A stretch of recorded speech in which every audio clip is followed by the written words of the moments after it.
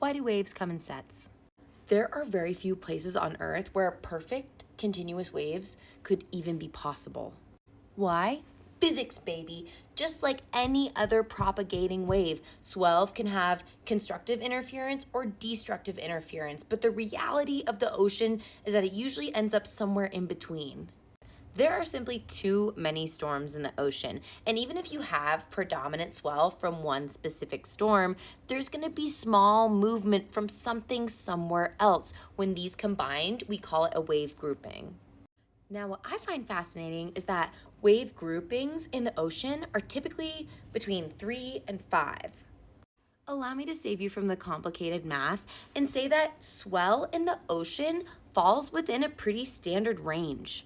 Storms on this earth are only so large. They can't produce an amplitude that's hundreds of feet high.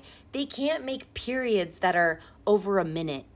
Storms on our Earth cannot produce a wave as big as the one in Interstellar, at least not from one specific swell, which means we have a window. And that window of size and wave characteristics makes typically 3 to 4 waves in a set.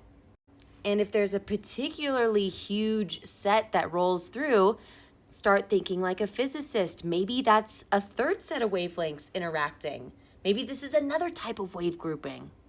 If nothing else, I want you to count the number of waves in the sets that are rolling through. If it's typically 4 waves that are rolling through, those second and third waves will be the best. Physics. Gotta love it.